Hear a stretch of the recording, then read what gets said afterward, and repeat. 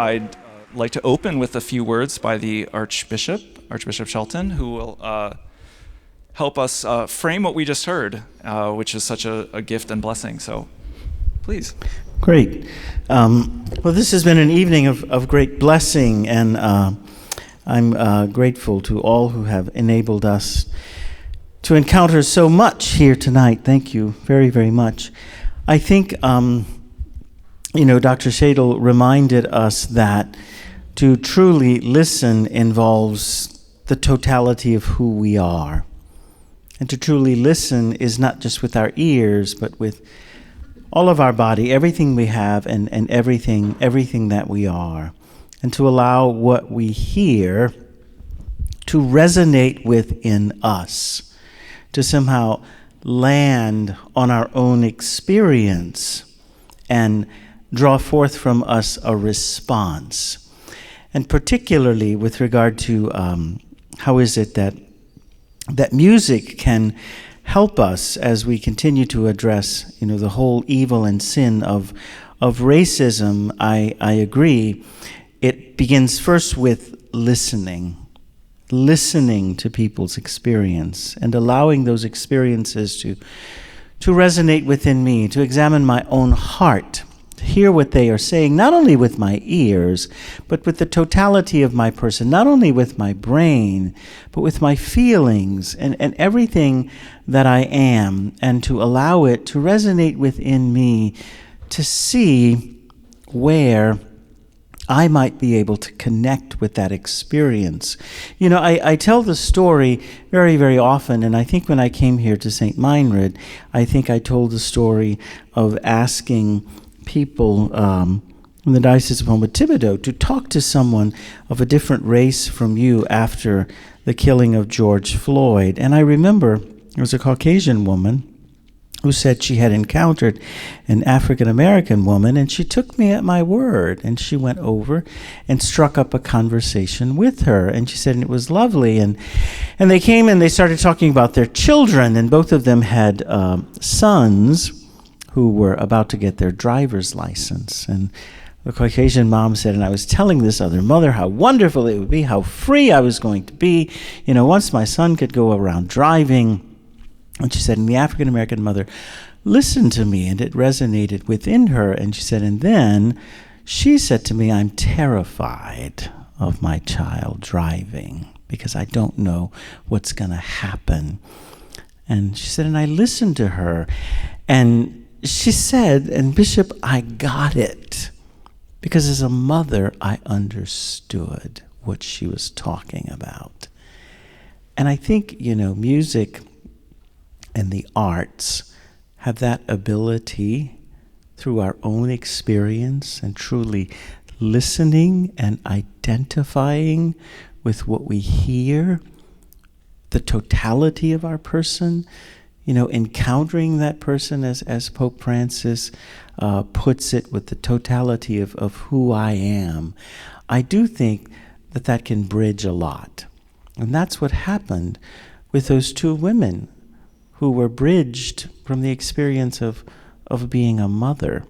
And I think, as we bring our own experiences to music and listen to particularly what the spirituals are telling us about the experience and the history and the hope and the resilience of a people, I think we can learn a lot from that about one another, and music is an important part of every culture, even if we don't speak the language, lots of times we can still pick up on the feeling because it resonates within us. So, as I think about how music and the arts can help us with regard to our ability to overcome the evil and sin of racism and to better understand one another and to encounter one another.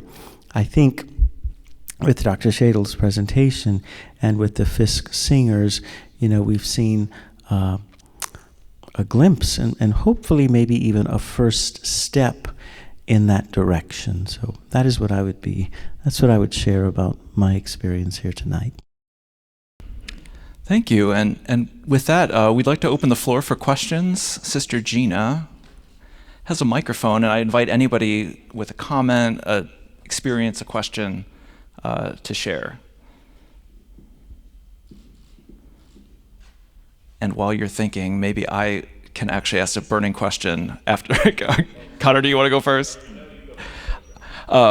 When I teach the Fisk Jubilee Singers, which I do in almost every single class I teach, just because they come up in so many different ways, I'm very inspired by the performance practice that is really characteristic and distinctive of Fisk, particularly as it mirrors a certain vision of society, of cooperation, of mutual dependence, what Benedictines might call mutual obedience. And I wonder, Dr. Wilson, if you can just kind of talk about that as the ways in which music making is a kind of sign or an opportunity maybe to rethink relationships and how we interact, how we create.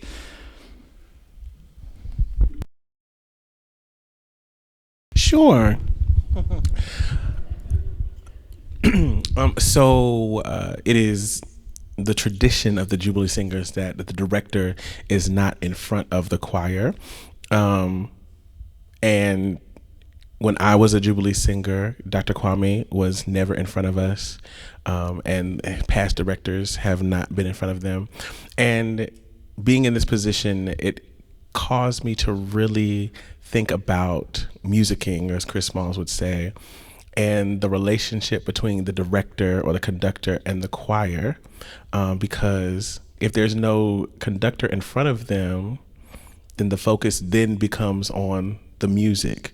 It's not on my gesture. It's not on what I have on. It's not on, sometimes it's not even like what it sounds like, but it's the music that does the talking. And so it really has challenged the way that I trust my singers, because a lot of conductors conduct their choirs because they don't trust their singers. They don't think that they're going to do what they want them to do. And it's almost, I don't have children. I have godchildren. And it is almost like I'm going to teach you something and then I'm never going to give you a test. And then how do you learn? How do you apply it? And so not being in front of them has really challenged the way that I make music with other ensembles, even outside of the Jubilee Singers. Yeah, thank you. I'm always struck as well. The reason the Fisk Jubilee Singers come up so often is that I teach chant, and this is another one of those correspondences. Chant is another repertoire of music quite rare in European music that comes from an oral tradition that is communal, cooperative, without any director. And in the case of chant, it actually has no rhythm. So it's extremely dependent on a certain understanding with the group, a certain consensus. It's led by consensus. And you even saw, like, as the Jubilee Singers were singing, they were communicating with each other. They were looking at each other. Right, I love that. It wasn't just, for aesthetic, but like they're making sure that, I'm not breathing at the same time as my neighbor so that I can have this sustained line, or I'm interacting and telling the story to my neighbor, because if music does not move us, it won't move the audience. And so it is an active, intentional choice to let the music speak to us so that it can then speak to the audience. Thank you. Okay.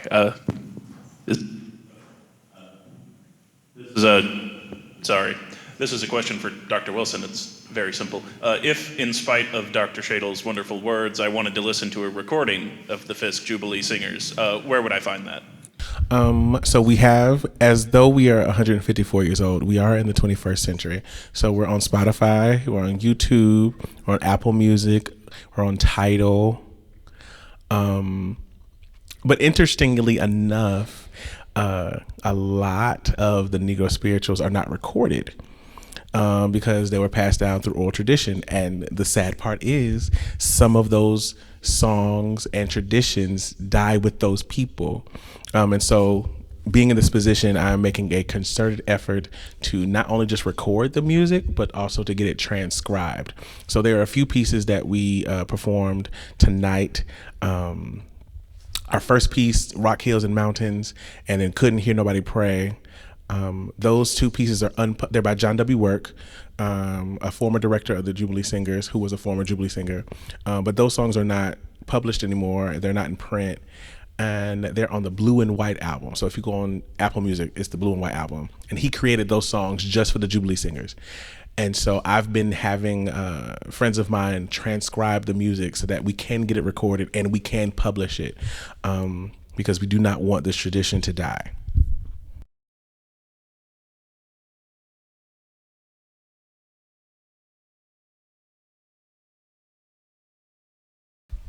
You may have to come forward. The microphone may not work that far. Dr. Wilson, I was curious to know how both singing within the Fisk Jubilee Singers and also directing them has inspired your own faith journey, or what implications it's had within it. Thank you. I thought I had a prayer life before I got to Nashville, and then I moved to Nashville, and I was like, oh, you haven't been praying at all. When I was previously, I was teaching at Westminster Choir College, right outside of New Jersey, and I had a beautiful life, and I was very settled, and I had everything that I wanted, and I had, there's an adage that says, if you ever want to hear God laugh, tell him your plans.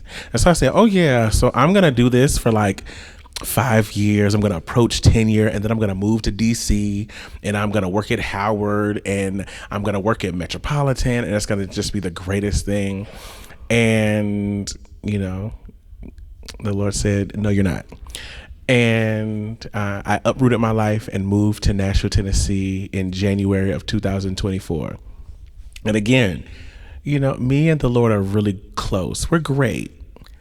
But it has definitely been a challenge adjusting to a new city, new community, being at an HBCU again, and then like the visibility of this job, because I didn't even know it today. I did an interview this morning, and my friends were like, "Oh my gosh, you were on the news this morning."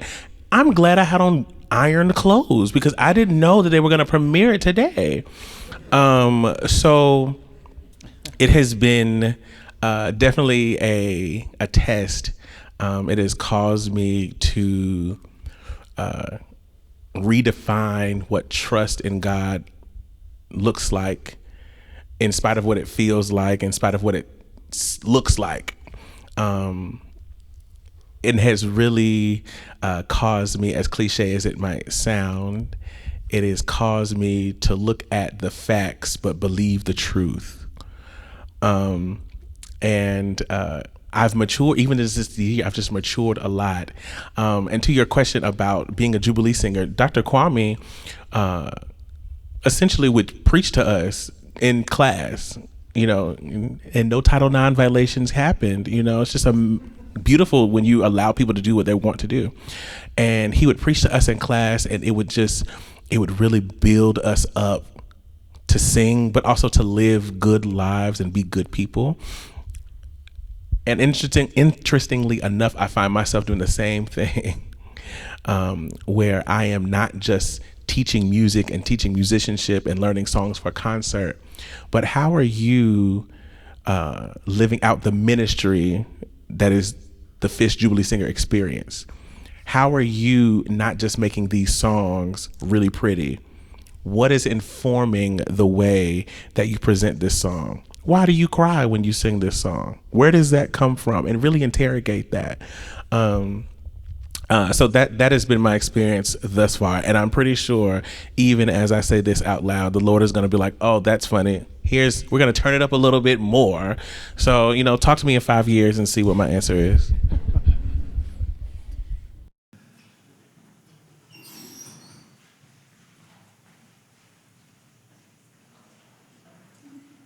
This question is also for Dr. Wilson. kind of running along the theme that you were talking about with your efforts for transcribing and preserving this repertoire, I was struck by observing a bit of your rehearsal process, how alive and fluid your process was, and I think I saw you check a score one time, but I was wondering if you could speak to the way that orality and musical notation and memorization operate within your group as you keep this living tradition alive. So I went to Fisk to be a Jubilee singer. That is why I went. I had no other choice. I had been, accepted to other places. I heard the Jubilee Singers when I was in the 6th grade, and I said, I'm gonna do that. And I did. So when I got to Fisk as a music major, that is what I wanted to do, and nothing was gonna stop me from doing that. And I share that to say that there was a tenacity or tenaciousness and a determination that my generation had, that this generation does not have. They are strong in other areas, but stick-to-itiveness is not it. And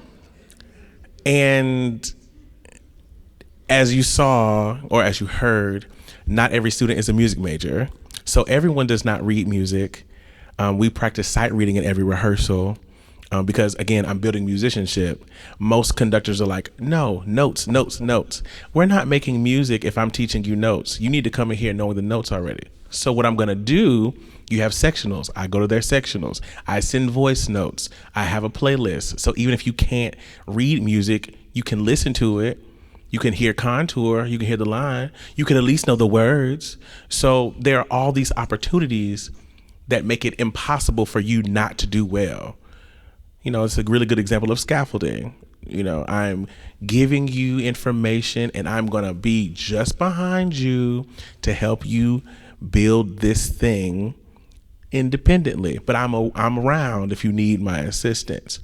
And so we have a high turnover rate because we perform so much. So you have to listen to your music. You have to know it. If you come to rehearsal and you don't know your music and I'm doing a voice test, you might lose your spot because there are people who want your spot. So being that we audition every year, so essentially I can have new singers every year, keeps that the burning of wanting to do well and wanting to stay in this ensemble. And I'm happy that I continue that tradition of auditioning them every year so that the skills that they do not have, I am now teaching them. And if you don't learn them, you're going to find yourself in another ensemble.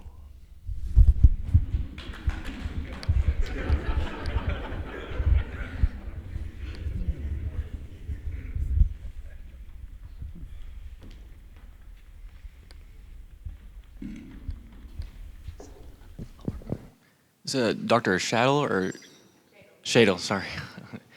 Just have a question. You're talking about how in the song you can't separate body. You can't separate the body in the song there. That's very crucial. And this kind of dehumanizing element that we see of separating body and sound. How this like blind listening. And I was wondering, the body is very sacred. It's very good. We value it so much, especially in our Christian culture. And how is it that we can regain this identity of keeping the body united with sound and go away from that blind listening that you were talking about?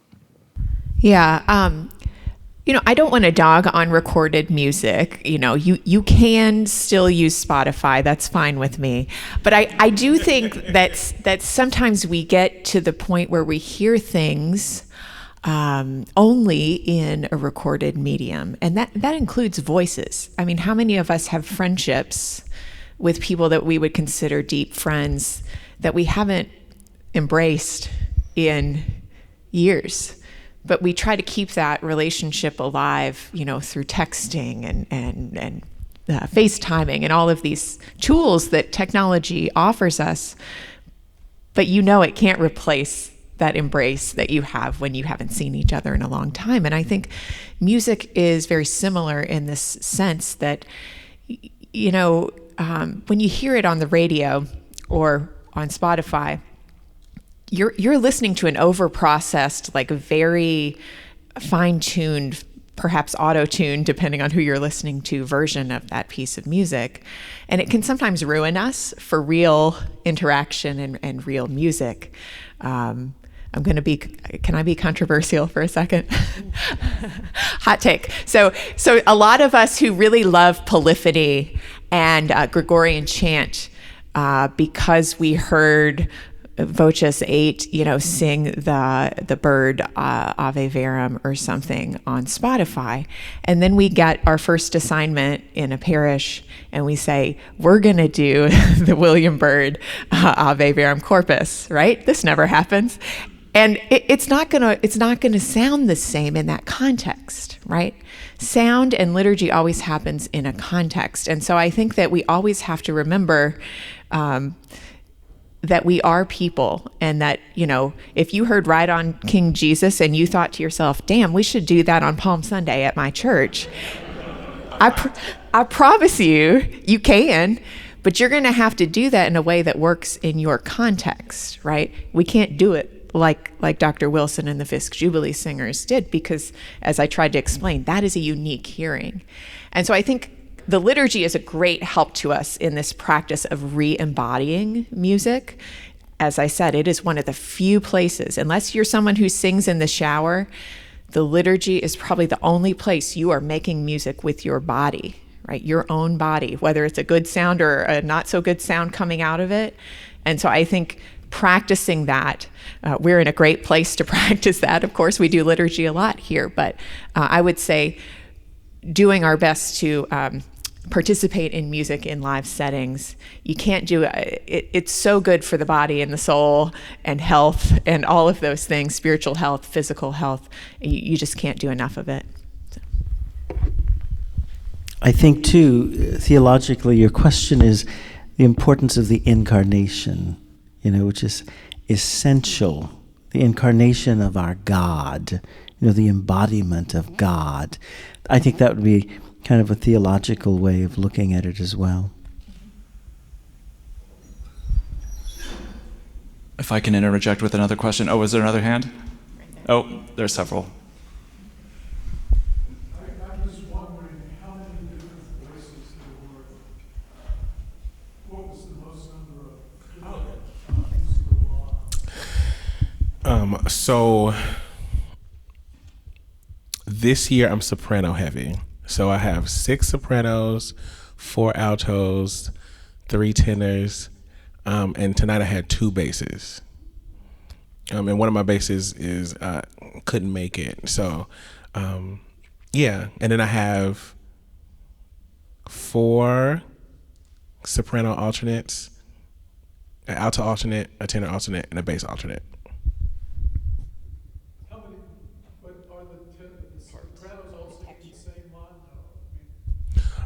So like the division of them in a piece. So since I'm soprano heavy, I do a lot of SSATB things, and I've been having them sing in mixed position because it sounds better. For some reason, they get lazy when they're singing in their section because they start to rest. Like, oh, she's gonna sing my line, and so having them in different places causes them, you have to know your music very, very well. Yeah.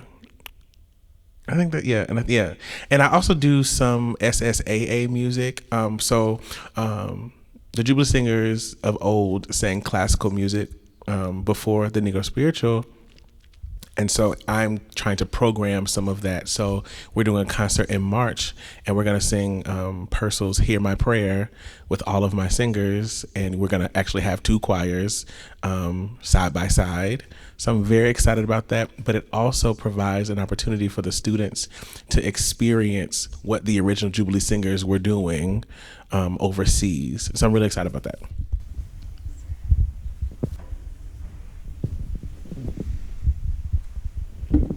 My question would be is, how often do you guys rehearse? Right. So we rehearse 2 times a week. on Tuesday and Thursday evenings from 6 to 7:40, and that's it. And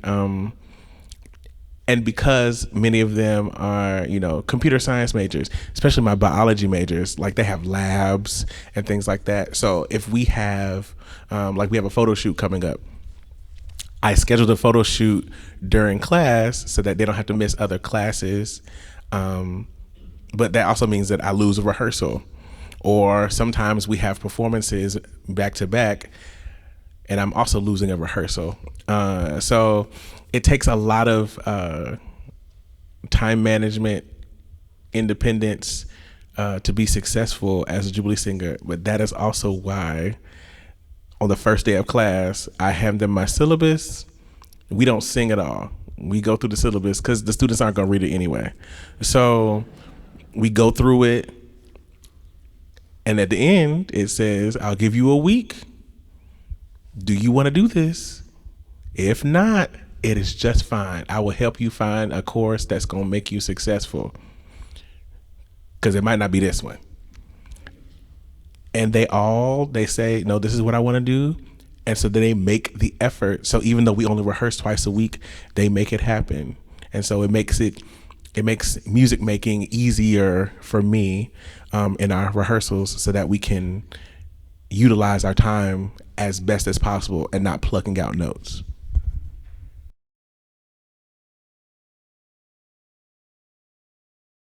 Can I ask my question?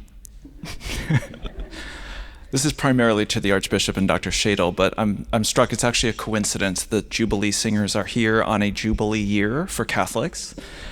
Yeah, exactly. And I wonder if we could reflect on that a little bit, specifically in terms of racism. I think so often people, especially white people, get extremely uncomfortable with conversations about race that they consider only negative, accusatory, something very uncomfortable, rather than really an opportunity to engage, to forgive, to be inspired. I'm not convinced that it has to be such a uncomfortable, mutually antagonistic conversation all the time. And I wonder if this Jubilee Year isn't an opportunity, and even why the Fisk Jubilee Singers are called Jubilee. I mean, I know a little bit of the story, but it does strike me as so defiant that recently emancipated slaves are calling for jubilation in a way. But anyway, I wonder if you have any thoughts about that, any of you really.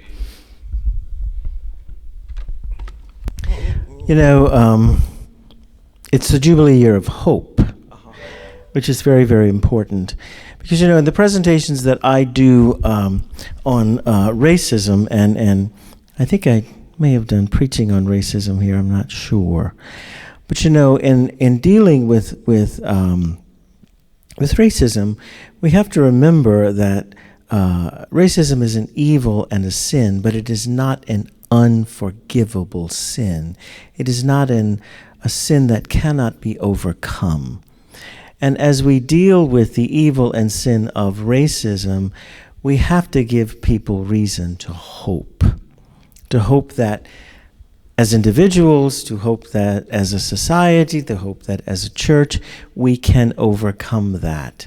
And so the Jubilee Year of Hope reminds us, that our hope is in the Lord. And so even though we are dealing with this ongoing evil and sin of racism and have to deal with a lot of truth and a lot of reality, we also have to remember that we must also have hope. Because if we don't have hope, then this evil and sin will crush us. Without that hope that we know that the Lord brings and that our interactions with one another can really lift us above that. So that would be my response. I think that, talking around these topics can sometimes bring up big feelings, big feelings of hurt, and others as well. And I think music for me, and the arts in particular, are a way of articulating big, complex feelings that maybe I don't have another way of doing. And so music has always been an entree for me into some of these complex and admittedly difficult situations, relationships, conversations.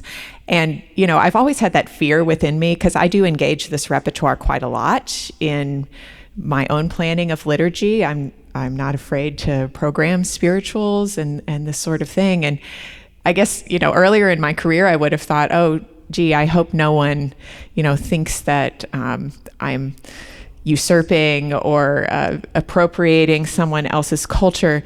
And to be honest with you, no one has ever said that to me. No one has ever said, hey, you can't like that music because it's not yours, and so that fear has never materialized for me.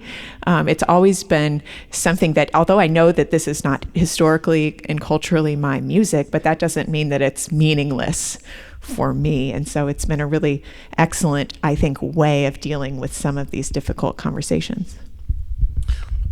I am not familiar with Jubilee as a Catholic. You might understand it. However, the Jubilee Singers got their name from Leviticus. They had gotten off of a tour that was unsuccessful and dealing with, with the vicissitudes of being Black in America at the time. And so Georgia L. White gave them this name as a way of lifting their spirits. And then now singing this new style of music that people were enjoying. And so there was, I think, to your point, changing their name gave them hope. But then I would also use my imagination that hope has to be attached to action. They had did something about it. So in my research, I look at racism in music education, pedagogy, and curriculum, and seeing how we create these hierarchies around non-classical music or music outside of the canon. And one thing that I always share with my participants is that we are not going to kumbaya our way out of this.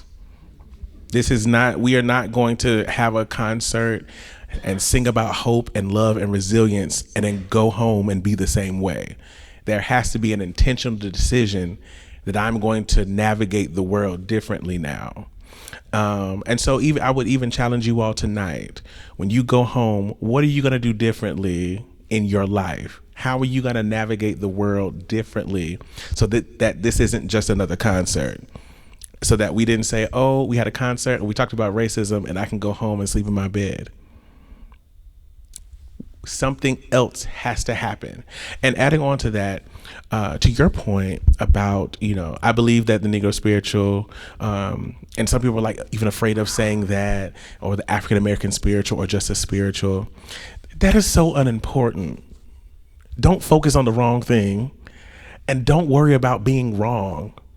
If you're wrong, apologize and don't do it again. But we focus so much on, I don't want to hurt anyone's feelings. I don't want to be the person to end up on Facebook and end up on social media because I did something. I don't want to offend anyone. If we continue to walk around on eggshells, nothing is going to be accomplished. So we have to keep trying, keep asking questions, keep having these discussions, keep having these concerts, but then do something different. I use the analogy, anyone who has ever stumped their toe on the bed or a corner, you hit it and then there's like those 2 seconds of silence where you're like, this is gonna hurt. And so it hurts and it like runs up your leg, right? And the hope is that when I walk around that corner or walk around that bedpost again, I'm gonna be a little more careful because I don't wanna experience that pain again. So after we have this conversation to bring your awareness, how are you going to walk around the world differently so that you don't do that thing again? And also, when you see someone not doing or not saying, you got to say something about it. Silence is complicit, because if you don't say nothing about it, that means you're okay.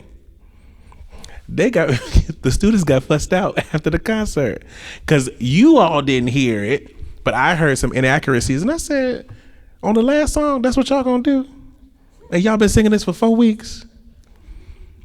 I heard it, and I said something about it, because if I didn't say anything, that means I was okay with it. And I'm not. And so now they're upstairs practicing. So and they move differently. See what I'm saying? See where I'm going with this? So you have to make sure that, yes, have these kinds of conversations, but do something about it. But don't let that do something be so concerned about being offensive or not doing the right thing.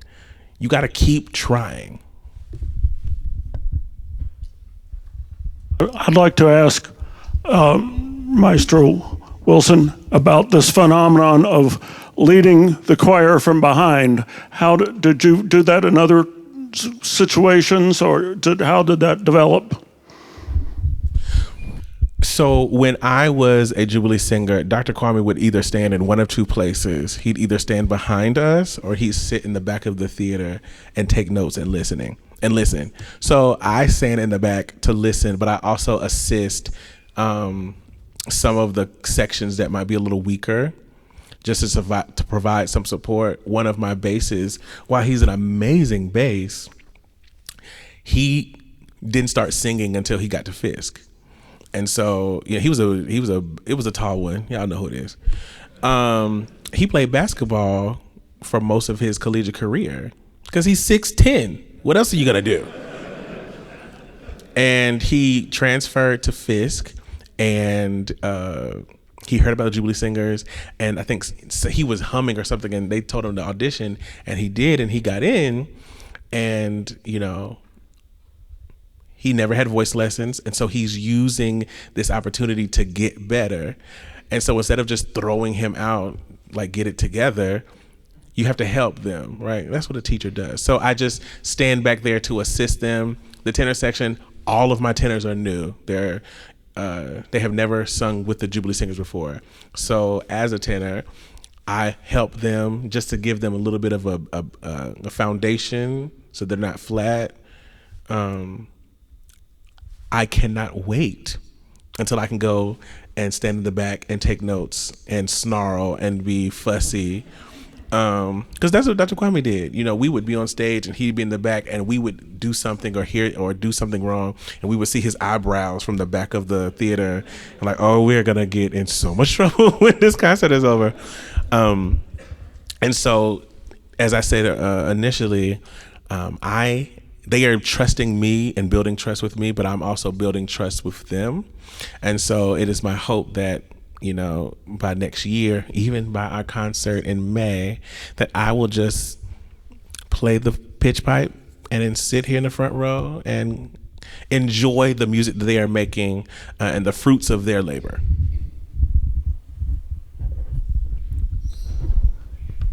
I don't know if I'm allowed to ask a question, but can I just very quickly ask about the movement of the singers into close proximity on certain songs? Is that sort of so they can be as one body? Is that kind of the idea? It's a secret. It's a what? It's a secret. Okay. No. Y'all believed it. So since there is no conductor in front of them, and since the basis of the music that we are singing is much more than just notes on a paper, there's an experience that's tied to it. When we are singing slower songs, we'll hold our pinkies together. Now, you're not supposed to see it. Kids are sloppy. But they hold our pinkies together. One, it does provide us the opportunity to be more unified, but utility-wise, it allows us to breathe at different times. So if we're holding up, there's a song called In Bright Mansions, and the sopranos at the end hold the tonic until the Lord cracks the sky. And since they're singing for so long, the illusion is that they're going to sing forever and ever, but that is physically impossible. So we just do a little squeeze to let you know, hey, I'm breathing. Don't breathe right here. But it also keeps us connected.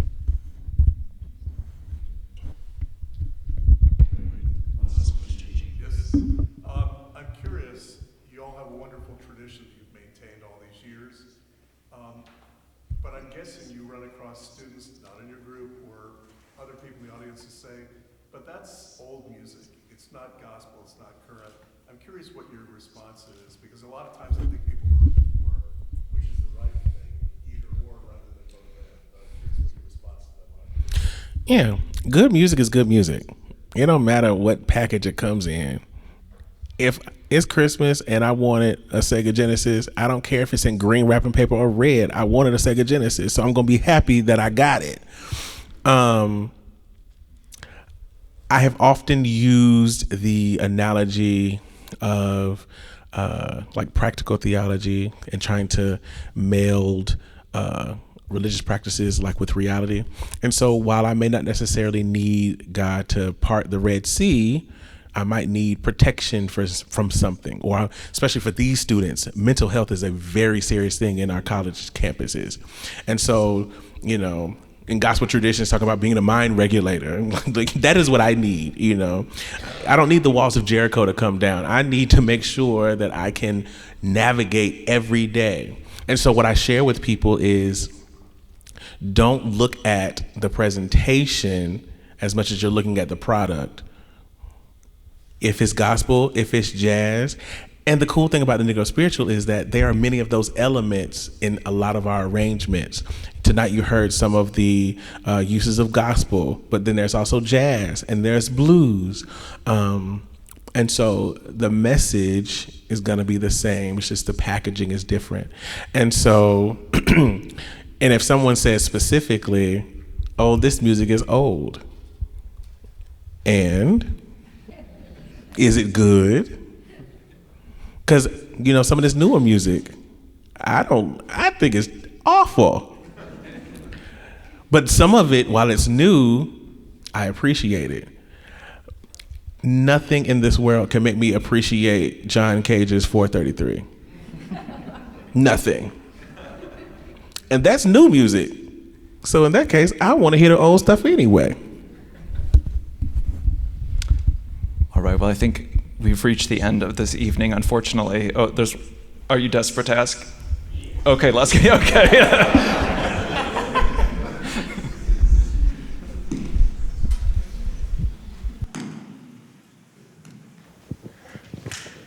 As a Nigerian, racial discrimination has been so concerning for me because back home, we identify by ethnicity or tribe or religion.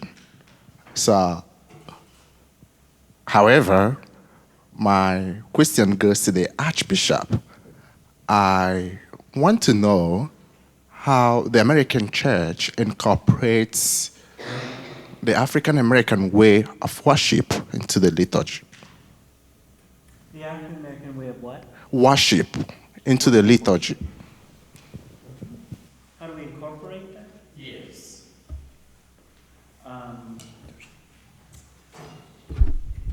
Yes, I almost got away.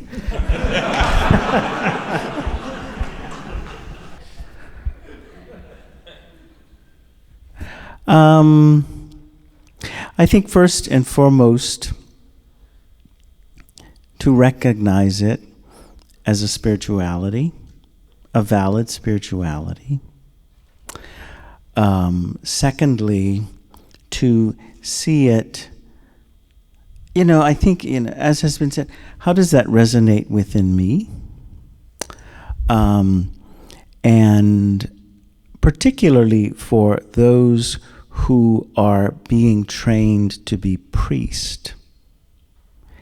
If you end up in an African American parish, to ask, what does this parish and what do these members of the faithful have to teach me? And how am I not going to be a stumbling block in their encounter with God? Because I am here to help them. Whereas, lots of times, priests will go into African American parishes and their subconscious opinion is that everything they are doing is wrong. Because it's not liturgically this or liturgically that or whatever. But that spirituality and that faith has nurtured mothers who buried their children, has helped people to deal with job losses, has helped people to carry the cross in life. And so I think we have to first, as a church and as priest, recognize it as a valid spirituality and as worshiping the Lord. And how can I embrace that and help these people who want to also teach me as I teach them? So I think it's to see it first and foremost as Catholic. As many people say, that ain't Catholic. Well, it is. So I think it's an appreciation, and I think it's, what is this spirituality teaching me? And what is this, what is this, this approach to worship that roots itself in our unity as a church, but unity in our diversity. The theme when one of the popes, I think it was Benedict, or one of the popes visited the United States, unity and diversity. So I think, I hope that answers your question, because that would be my thoughts about it. It's something that I'm obviously passionate about, but I hope that answers your question. It didn't. It did not. He has his hand up. I have another question. Do most Americans view the African church as a dancing church? As a dancing church? Dancing church? Because you're full of joy and we need to find it. So, joy in the Lord. I